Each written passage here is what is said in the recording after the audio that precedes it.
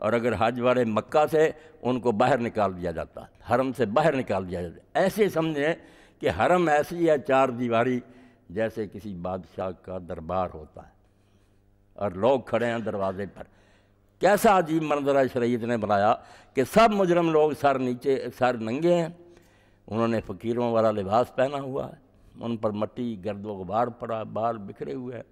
وہ بیچارے عرفات میں جو حرم سے باہر ہے وہاں کھڑے، دروازے پر کھڑے ہیں کہ اندر آنے کی اجازت ملتی ہے، وہاں معافیاں مانگتے ہیں۔ اور وہ میدان صرف مغفرت طلب کرنے کا ہے۔ اللہ کے رسول علیہ السلام نے فرمایا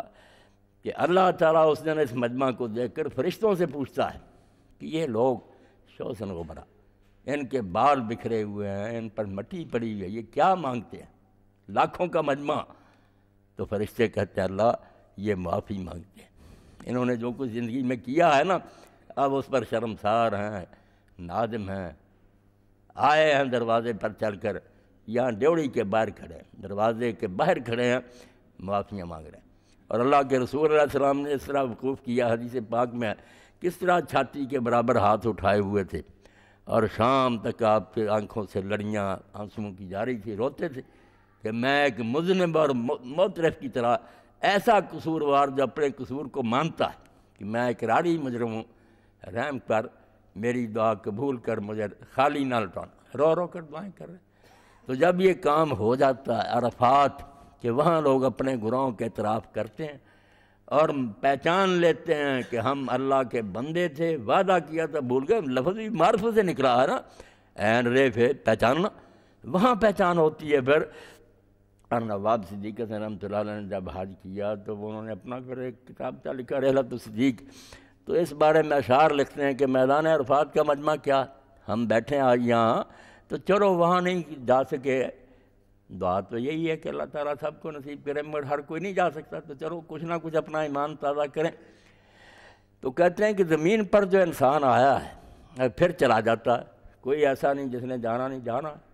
کتنا علاج کرے، کتنی اچھی صحت ہو، آخر چھوڑنا دنیا کو۔ تو آیا کیوں ہے؟ عدم سے جانب ہستی تلاش یار میں آئے، ایک ہی کام ہے جس کے لیے دنیا میں بھیجا کہ میں بظاہر نہیں نظر آؤں گا، نشانیاں ہوں گی میری، جہان سارا میری نشانیاں، سب میری قدرتیں، اس سے پہچاننا۔ اگر کہو نا آنکھوں سے دیکھ کر، وہ وقت جب آئے گا پھر سے امتحان ختم ہو چکا ہوگا، سامنے جب میں آ گیا پھر امتحان کے نشانیوں سے، تو معرفت۔ اسی لیے ابن عباس رضی اللہ عنہ نے جو تفسیر کی ہے پڑھتے ہیں کہ میں نے جن اور انسانوں کو پیدا کیا تاکہ وہ میری عبادت کریں۔ ابن عباس رضی اللہ عنہ فرماتے ہیں عبادت تو تب بھی الا لیعرفونی، میں نے اس لیے پیدا کیا ہے کہ مجھے پہچانے، پہلے پتہ تو چلے کہ اس دنیا کا کوئی مالک ہے، پھر بندگی بھی کریں گے۔ تو پہچان کے لیے فرماتے ہیں عدم سے جانب ہستی، جب نہیں تھے تو اللہ نے بنایا، عدم سے جانب ہستی تلاش یار میں آئے، کہاں سے ہم کہاں پکڑے ہوئے بیگار میں آئے، کہاں عالم ارواح سے اللہ نے اس دنیا میں بھیج دیا۔ نہ پوچھو اہل موقف ہم سے دیوانوں کی بےتابی۔ اب ہر شخص الگ الگ بیٹھا ہے، کوئی مجمع میں ہے، کوئی الگ بیچارہ چھپ گیا ان کے پیچھے، کوئی الگ، جیسے حضرت ابن عمر رضی اللہ تعالیٰ نے ایک موقع پر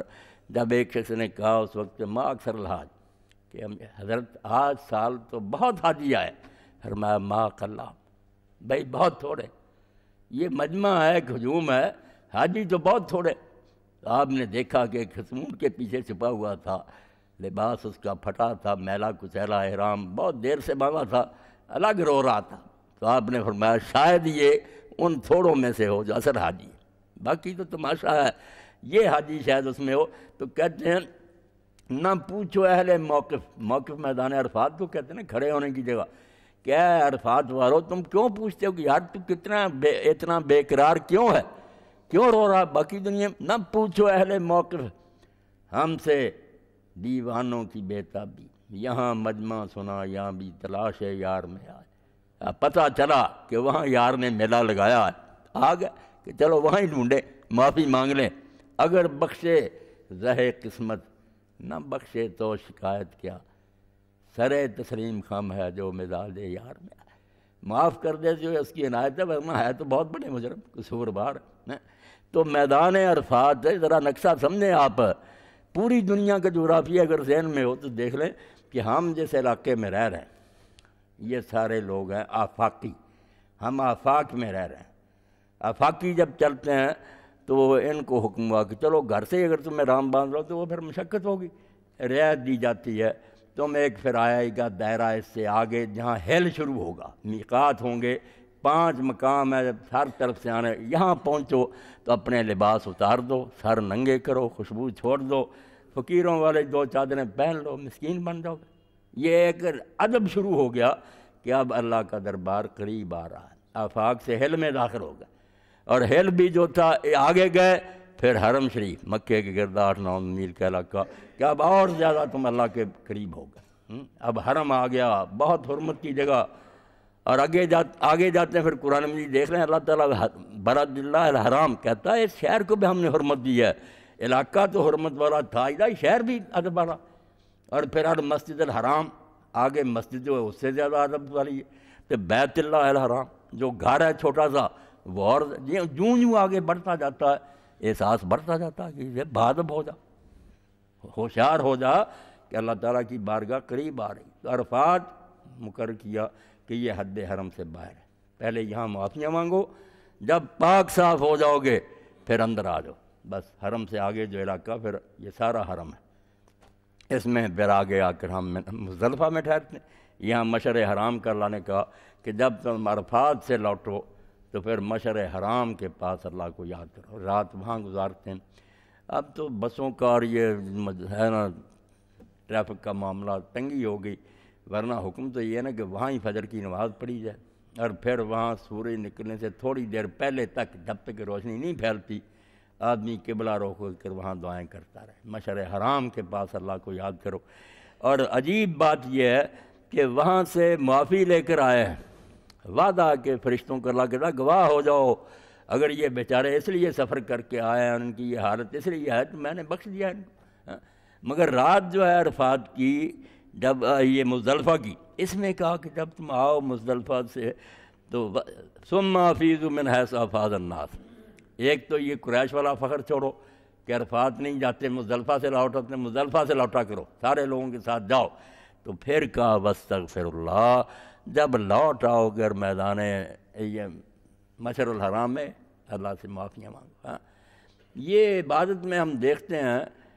کہ ہر عبادت کا خاتمہ استغفار پر ہے، یعنی یہ عمل اللہ کو اتنا پسند ہے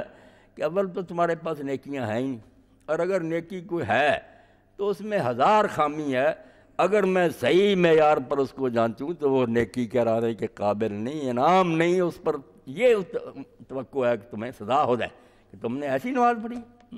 جیسے اللہ کے ایک نیک بندے کا امام شہاب الدین سہروردی رحمۃ اللہ علیہ فرمایا، وہ کہتے ہیں میں تو جب سلام کہتا ہوں نماز کا پسینے سے اتنا میں تر ہو جاتا ہوں جیسے کوئی آدمی عین زنا کرتا موقع پر پکڑا جائے، اتنا شرمندہ ہوتا ہوں کہ یہ نماز پڑھی، کوئی خدا کی طرف توجہ نہیں، بس خواہ مخواہ ایک رسم ادا کر دی۔ اسی لیے نماز کے خاتمے پر بھی آپ نے دیکھا شیخ عبدالحق مدثر علی رحمۃ اللہ علیہ فرماتے ہیں کئی ملحد بے دین لوگوں نے کہا کہ یار اللہ کا رسول یہ کیا کرتا تھا کہ سلام کہتے ہی 3 بار استغفر اللہ استغفر اللہ استغفر اللہ، فرض نماز کے بعد۔ تو کہتے ہیں یہ کوئی گناہ کیا تھا؟ بھائی پتہ ہوتا کہ گناہ سے معافی مانگنا یہ بہت ادنا درجے کے لوگوں کا کام ہے، اور اعلیٰ کارنامہ کر کے بھی کہنا کہ حق ادا نہ ہوا، کچھ نہیں ہو سکا، یہ ہے وہ معافی جو اللہ کے نیک بندے مانگتے ہیں۔ اسی طرح روزے کے بارے میں کہا کہ شام کو حضرت عبداللہ بن عمرو بن العاص رضی اللہ عنہ کے بارے میں آدھا کہ جب وہ افطار کا وقت آتا تو کہتے اللہم انی اسألک برحمتک التی وسعت کل شیء ان تغفر لی ذنوبی، اے اللہ میں تیری اس رحمت کے واسطے سے تجھ سے مانگتا ہوں جو ہر شے سے بڑی ہے کہ میرے گناہ معاف کر۔ روزہ رکھا سارا دن، معافی مانگ رہے، تو یہ بھی عرفات سے ہو کر آئے ہیں، اجازت مل گئی کہ اندر آ جاؤ۔ اور مزدلفہ کہتے ہیں قرب کو، دیکھنا الفاظ ہی ایسے وہ پہچاننے کی جگہ اور اعتراف کی کہ وہاں گناہ مانو، یہاں پھر قرب اضطراف قرب کہ اب تم اس قابل ہو گیا کہ میرے پاس آ جاؤ، کوئی بات نہیں، دوری ختم ہوئی، اب تو تم میرے مقرب بندے ہو، آ جاؤ۔ اور اس سے اگلے دن پھر کہا جاتا کہ مینا میں آ جاؤ، اور مینا جو ہے وہ بھی آرزوؤں کے پورے ہونے کی جگہ، بالکل تمنا سے نکلا ہے کہ اب تمہاری کوئی آرزو ایسی نہیں جو پوری نہیں ہوگی، سب مرادیں پوری ہو جائیں گی، مگر پہلے چڑھاوا پیش کرو، جو تحفہ لائے ہو نا نذرانہ وہ پیش کرو۔ اس لیے اس قربانی کا نام ہی ہدیہ ہو گیا۔ ہماری قربانی اضحیہ وہ ہدیہ کہ تحفہ، گفٹ، جو اپنی حیثیت ہے اس کے مطابق پیش کرو زیادہ سے زیادہ۔ اللہ کے رسول علیہ السلام نے اسی لیے فرمایا کہ حج کیا ہے؟ الحج العج والسعی، زیادہ زور سے لبیک پکارنا اور زیادہ خون بہانا، قربانیاں کرنا، یہ اپنی طرف سے پیش کر دیا نذرانہ۔ پھر کہا کہ چلو اب تم شیطان کو پہلے کنکریاں ماری کہ دین کے راستے میں جو مزاحم ہوگا، شیطان تو وہاں کیا، اور یہ بات بھی کوئی ثابت نہیں کہ آپ نے اسی لیے ماری ہیں نہ ابراہیم علیہ السلام نے، کیونکہ جب سوال پیدا ہوتا نا کہ اگر یہ شیطان والا دھندا ہوتا تو وہ تو 10 تاریخ کو بات ختم ہوگی، ابراہیم علیہ السلام نے قربانی کر دی، جانور ذبح ہو گیا، قصہ ختم ہو گیا، 11 12 13 کو پھر شیطان وہاں کیا کرتا ہے؟ یہ نہیں بات، یہ صرف ہے کہ دین کے راستے میں جو قوت مزاحم ہو، جو رکاوٹ ڈالے، اپنے ہو بیگانے ہو، بس سنگ باری کرو۔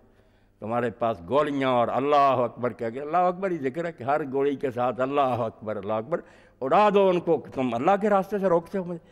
تو پھر حکم ہوتا کہ اب تم نہ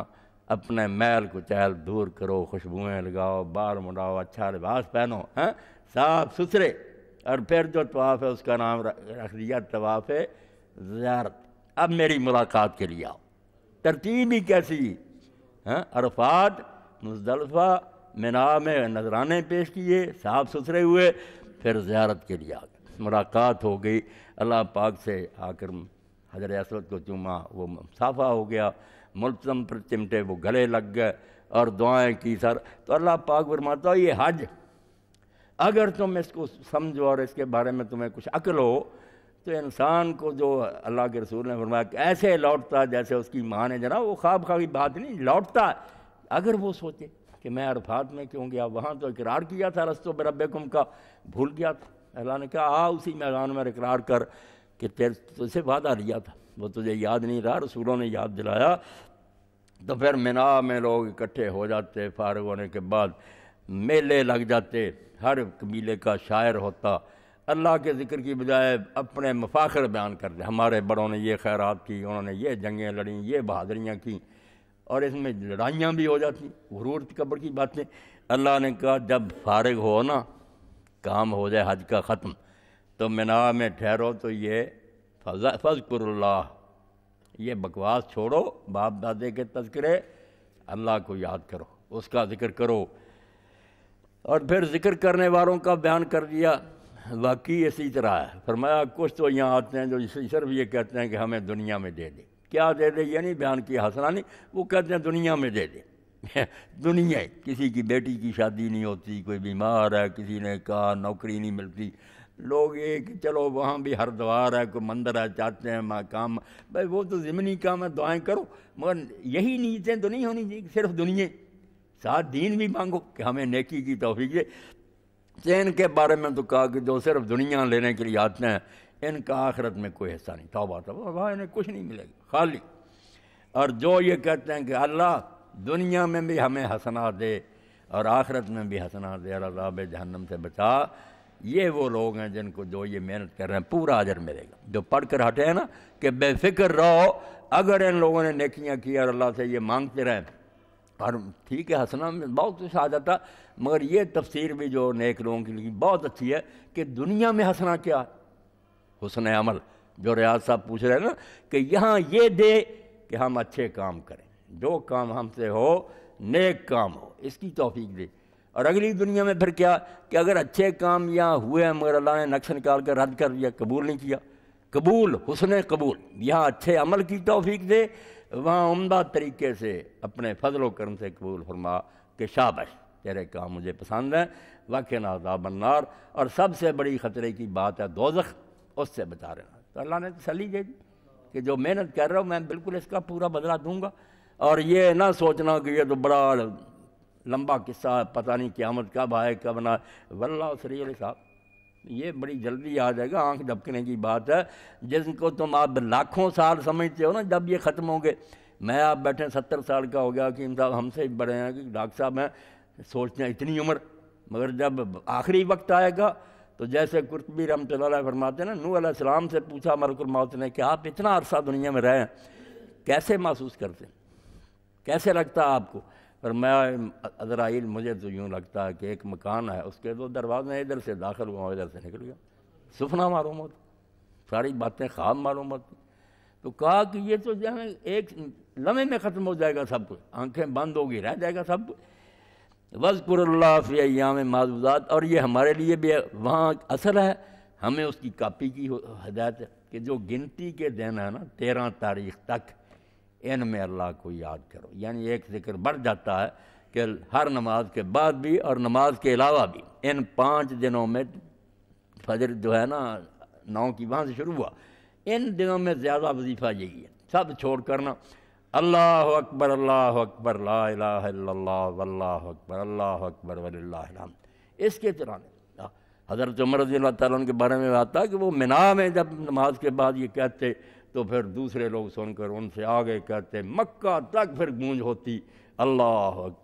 اکبر، مگر ہم مر گئے اللہ اکبر کہنے والے کہاں گے؟ ہم تو اللہ اکبر جو کہتے ہیں ایک رسم پوری کرتے ہیں، ورنہ کفار سے ڈرے ہوئے ہیں، سہم بڑے تو وہ ہیں میاں جن کا ذکر کرتے ہم کانپتے کہ امریکہ کا نام لیا شامت آ جائے گی، تو بڑا اللہ کو مانتے ہوتے تو یہ حال کیوں ہوتا؟ تو اللہ کہتا گنتی کے دن جو ہیں ان میں اللہ کو یاد کرو۔ اور اب جو یہ ظاہری جھگڑے ہیں کہ ہاتھ ناف کے نیچے ہیں یا ہاتھ سینے پر ہیں یا رفع یدین نہیں، ان کا حل اللہ نے کیا۔ اللہ ایک بات نہیں کہہ سکتا تھا کہ منا میں 12 تک رہو یا 13 تک رہو، ایک ہی رکھتا، 2 کیوں کہہ دی؟ اسی لیے کہ یہ باتیں کوئی حیثیت نہیں ان کی، دین میں ان کا کوئی وزن نہیں کہ ظاہری طور پر آدمی نے کیا کیا ہے، یہ دین ایک سے زیادہ طریقے بھی برداشت کر سکتا ہے، صرف اندر جو ہے نا نیت مقصد وہ اعلیٰ ہونا چاہیے۔ اللہ فرماتا جو جلدی کر کے 2 دن میں ہی 11-12 میں وہاں ذکر کر کے کنکریاں مار کے آ جائے کوئی حرج نہیں، اور جو رہاں رہے گا لیٹ کرے 13 کو آئے اس کو بھی کوئی حرج نہیں۔ 12-13 دونوں کو قبول کیا، یہ بتانے کے لیے کہ رسمیں جو ہے نا ان پر اتنا زور نہیں ہونا چاہیے کہ ظاہری کام کیا اندر دیکھو، اسی لیے فرما دیا لمن اتقی، 12 کو آئے یا 13 کو آئے دیکھے گا اللہ یہ کہ 12-13 کی بات کوئی لمن اتقی، تقوی ہے، دل کے اندر خوف خدا ہے، یہ احساس ہے کہ میرا رب مجھے دیکھ رہا ہے، حساب دینا، اگر یہ ہے تو پھر کہا کہ کوئی بات نہیں، پھر 12 کیا 13 کیا یہ کچھ بھی نہیں رکھا، یہاں ہاتھ ہے نیچے ہاتھ ہے، ابھی بات ہوتی ہے بس سب لٹیرے، داڑھی اتنی لمبی ہے ناف سے نیچے، فروٹ بیچ رہے ہیں، ہم نے ذرا نظر ادھر کی، جب گھر جا کر دیکھا اللہ کی قسم اپنا مشاہدہ ایک دانہ نہیں صحیح نکلا، ایسا بے ایمان، اتنی لمبی لمبی داڑھی، تو کیا فائدہ؟ اللہ کہتا ہے ظاہر کی بات نہیں، تقویٰ پیدا کرو، واتقوا اللہ، پھر ہدایت بھی دے دی کہ ہر حال میں اللہ تعالیٰ کی ناراضگی سے بچو۔ سادہ ترجمہ یہ کرنا چاہیے، ڈرنے ڈرنے کی بات نہیں، ڈرنا جو ہے نا، ایک بہت بڑے عالم تھے انہوں نے کہا کہ دراصل جب ہم کہتے ہیں اللہ سے ڈرو تو اس سے عام بیوقوف لوگ سمجھ لیتے ہیں کہ اللہ بڑی کوئی ڈراؤنی ہے، جیسے سانپ ہوتا ہے، شیر ہوتا ہے، کوئی ایسی زہر ہوتی آگ ہوتی، ڈرتے ہیں، حالانکہ اللہ تو ڈرنے کی چیز نہیں، اللہ تو پیار کی چیز ہے، اللہ سے زیادہ پیار کرنے والا کون ہے؟ تو اس کی ناراضگی اصل میں وہ نہیں جیسی خوفناک چیزوں سے ہوتی ہے، وہ محبوب کی ناراضگی ہے کہ پیارا ناراض ہو جائے، جیسے باپ ناراض ہو جاتا، وہ دشمن کی ناراضگی نہیں، نالیکیوں کی وجہ سے بیٹا جا میرا تیرے ساتھ کوئی تعلق نہیں، اب یہ دشمن کی ناراضگی اور خوفناک کی نہیں، ایک محبوب نے ناراض ہو کر کہا کہ نہیں میں نہیں اب تو سے تعلق رکھوں گا، تو اس لیے واتقوا اللہ، ایسے کام نہ کرو جس سے وہ پیارا منہ موڑ لے، ناراض ہو جائے کہ نہیں اب نہیں تو میرے کام کے تم بندے،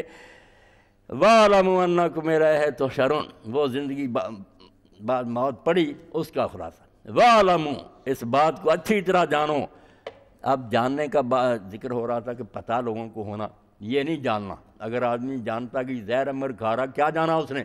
جاننے کا مطلب خیال رکھ، تو اللہ کہتا ہے وَاعْلَمُوا، دھیان رکھو، انکم، کہ تم سب، الہ، صرف اس کی عدالت میں تحشرون، پیش ہوگے۔ یہ ریاض صاحب جو بات کہہ رہے ہیں نا، سارے الہ جو پہلے آیا نا عربی زبان کے، اس میں یہ صرف اس کے سامنے حاضری ہوگی، وہاں کوئی بینچ نہیں بیٹھے گا، کوئی جیوڑی نہیں ہوگی کہ بہت سارے ولی بیٹھے ہوئے ہیں، فیصلے ہو رہے ہیں، چھڑا رہے ہیں لوگوں کو، یہ نہیں، صرف تنہا اس کے سامنے حاضری ہوگی، اور وہ عالم الغیب والشہادہ، ہر ایک چیز کو جانتا کہ تم کیا کر کے آئے ہو۔ وہاں نہ کسی کا زور چلے گا، نہ کسی کا دباؤ ہوگا، اعمال تمہارے جو ہے نا وہ سفارشی